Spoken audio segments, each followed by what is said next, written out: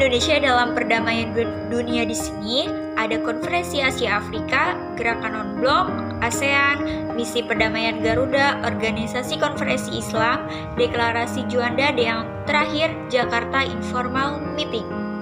Yang pertama ada Konferensi Asia Afrika atau bisa disebut juga Konferensi Bandung, adalah konferensi antar negara-negara Asia dan Afrika. Pencetus KAA di sini yang pertama itu ada Sir John Ketelewala dari Sri Lanka. Yang kedua itu ada Ali Sastroamidjojo dari Indonesia. Yang ketiga itu ada Jawaharlal Nehru dari India. Yang keempat itu UNU dari Burma, dan yang kelima ada Muhammad Ali Jinnah dari Pakistan. KAA juga dilaksanakan pada 18 sampai 25 April 1955 di Bandung. Latar belakang KAA di sini yang pertama itu berakhirnya Perang Dunia Kedua. Yang kedua itu lahirnya Blok Barat dan Blok Timur, dan yang terakhir itu terjadinya Perang Dingin. Yang selanjutnya tujuan KAA di sini yaitu yang pertama itu untuk memajukan goodwill atau kehendak yang leluhur.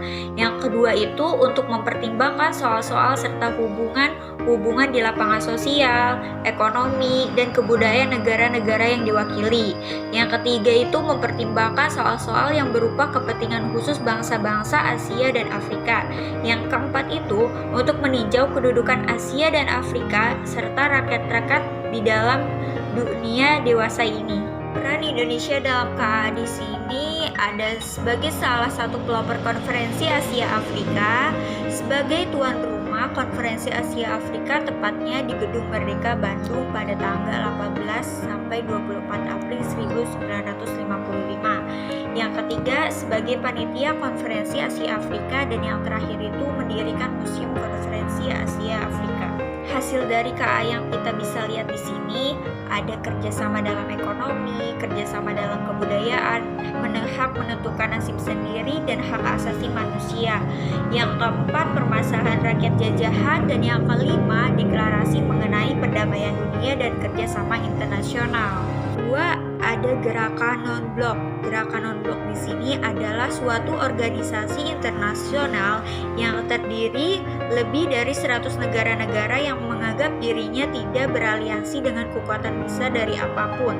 Dan pertama kali dilaksanakan Gerakan Non-Blok ini pada 1 sampai 16 September 1961 di Beograd, Yugoslavia.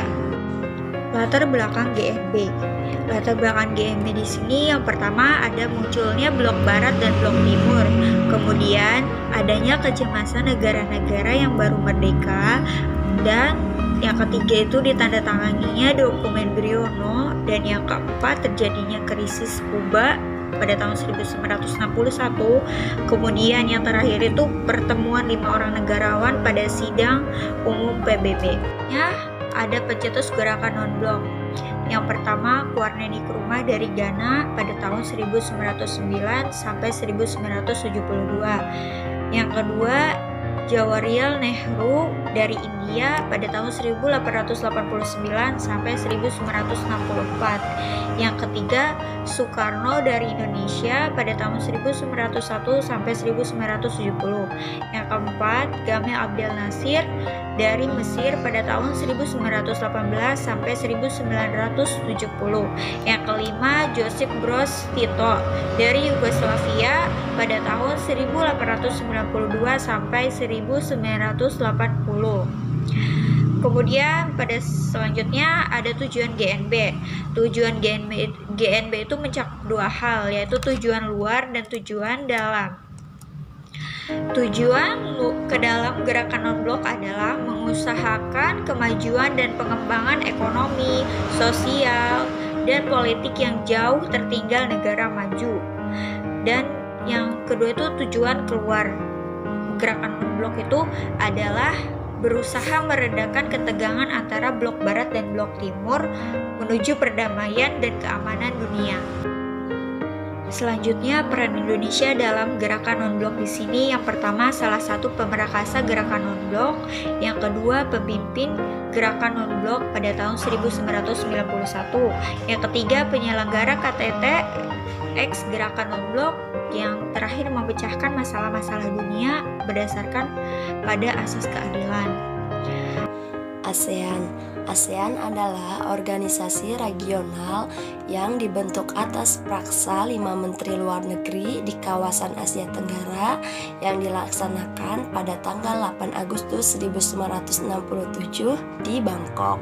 Latar belakang ASEAN berdasarkan faktor intern, yaitu lahirnya negara-negara baru di kawasan Asia Tenggara setelah berakhirnya Perang Dunia II. Sedangkan berdasarkan faktor ekstern, yaitu akibat krisisnya Indochina yang disebabkan oleh gerakan komunis. Tujuan ASEAN yaitu yang pertama mempercepat ekonomi, sosial, dan budaya. Yang kedua, meningkatkan perdamaian dan stabilitas regional. Yang ketiga, meningkatkan kerjasama yang aktif. Yang keempat, saling memberi bantuan berupa sarana-sarana latihan dan penelitian. Yang kelima, bekerja sama secara efektif. Yang keenam, meningkatkan studi-studi tentang Asia Tenggara. Yang ketujuh, meningkatkan kerjasama yang erat dan berguna untuk organisasi-organisasi internasional dan regional. Selanjutnya, pencetus ASEAN, yaitu Narcisco Ramos dari Filipina, Adam Malik dari Indonesia, Tanat Koman dari Thailand, Tun Abdul Rojak dari Malaysia, dan S. Rajaratnam dari Singapura. Peran Indonesia dalam ASEAN. Yang pertama, Indonesia adalah salah satu negara pemberkarsa. Yang kedua, Indonesia adalah negara penyelenggara konferensi tingkat tinggi KTT se-ASEAN. Yang ketiga, Indonesia adalah tempat pembuatan pupuk se-ASEAN. Yang keempat, Indonesia menjadi tuan pertemuan khusus pasca gempa bumi dan tsunami pada Januari 2005. Peran yang selanjutnya yaitu misi perdamaian Garuda. Misi Garuda merupakan bentuk dukungan Indonesia kepada PBB untuk menciptakan perdamaian dunia.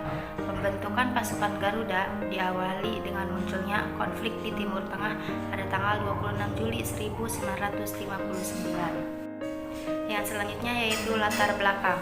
Yang pertama, sejarah pasukan Garuda atau kontingen Garuda dimulai dengan pengiriman misi pertamanya, yaitu kontingen Garuda 1 pada tahun 1957 ke Mesir di Timur Tengah. Yang kedua, kontingen Garuda terdiri dari Tentara Nasional Indonesia atau TNI yang ditugaskan sebagai pasukan perdamaian di negara lain. Yang ketiga, ide awal munculnya pasukan ini karena adanya konflik di Timur Tengah pada tanggal 26 Juli 1956. Tujuan dibentuknya misi perdamaian Garuda, yaitu membantu mewujudkan pemeliharaan perdamaian dan keamanan internasional. Peran Indonesia dalam misi Garuda.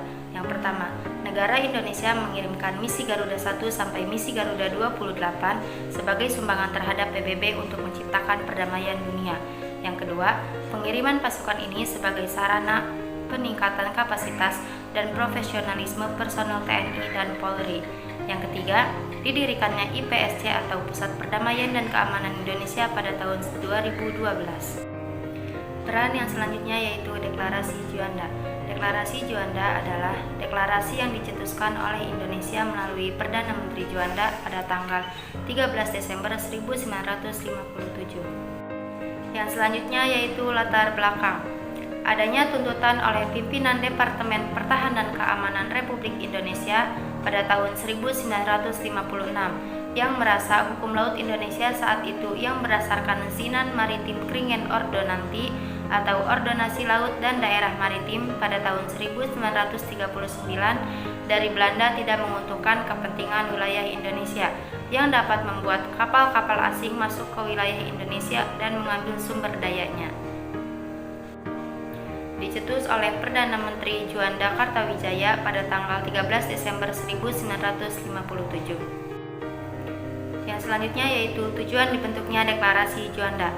Yang pertama, mewujudkan bentuk wilayah negara kesatuan Republik Indonesia, yaitu negara yang utuh dan bulat.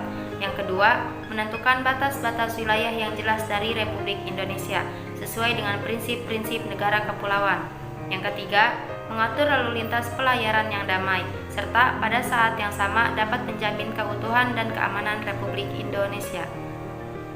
Peran Indonesia dalam Deklarasi Juanda. Yang pertama, adanya Deklarasi Juanda merupakan peranan besar Indonesia dalam mewujudkan sebuah konvensasi hukum laut yang disepakati dunia. Yang kedua, memberikan ketegasan serta kejelasan dalam urusan laut yang sangat penting bagi negara kepulauan seperti Indonesia. Organisasi Konferensi Islam, atau sering disebut dengan OKI. OKI ini didirikan pada tanggal 22 September 1969 di Rabat, Maroko. Organisasi ini didirikan setelah para pemimpin dan negara Islam mengadakan konferensi tingkat tinggi atau KTT Islam. Latar belakang OKI ini yaitu para pemimpin negara Muslim berkumpul di Rabat, Maroko. Pada pertemuan tersebut disebut dengan KTT pertama. Yang pertamanya membahas insiden pembakaran terhadap Masjid Al-Aqsa. Namun pada akhirnya para peserta rapat itu membahas isu yang lebih luas. Kemudian dianggap sebagai awal pembentukan organisasi kerjasama Islam. Tujuan didirikannya organisasi konferensi Islam yang pertama, meningkatkan solidaritas Islam di antara negara anggota. Yang kedua, mengkoordinasikan kerjasama antar negara anggota. Yang ketiga, mendukung perdamaian dan keamanan internasional. Yang keempat, melindungi tempat-tempat yang suci. Yang kelima, membantu perjuangan pembentukan negara Palestina yang merdeka. Peran Indonesia dalam OKI. Yang pertama, pada tahun 1993, Indonesia memfasilitasi upaya penyelesaian konflik antara pemerintah Filipina, yaitu GRP dengan MNLF. Yang kedua, pada tahun 1996, Indonesia menjadi tuan rumah bagi terselenggaranya konferensi tingkat menteri OKI yang ke-24 di Jakarta. Yang ketiga yaitu Indonesia juga aktif dalam memperkenalkan Islam sebagai agama yang menjunjung tinggi toleransi dan perdamaian. JIM ini diselenggarakan sebanyak 3 kali di antara tahun 1988 sampai 1990, yaitu yang pertama JIM pertama, pemerintahan koalisi demokratik Kamboja mengusulkan 3 tahapan rencana penyelesaian perang Indochina 3, yaitu yang pertama melakukan gencatan senjata antara kedua belah pihak, yang kedua diturunkannya pasukan penjaga perdamaian PBB, yang ketiga penggabungan semua kelompok bersenjata Kamboja ke dalam satu kesatuan. Usulan tersebut disetujui dan akan kembali dibahas dalam Jakarta Informal Meeting 2. Yang kedua yaitu JIM kedua. Australia juga turut serta melalui Perdana Menterinya Gareth Evans. Australia mengusulkan rancangan Cambodia Peace Plan yang berisi 1. Mendorong upaya gencatan senjata. Yang kedua, menurunkan pasukan penjaga perdamaian PBB di wilayah yang konflik. Yang ketiga, mendorong pembentukan pemerintah persatuan nasional.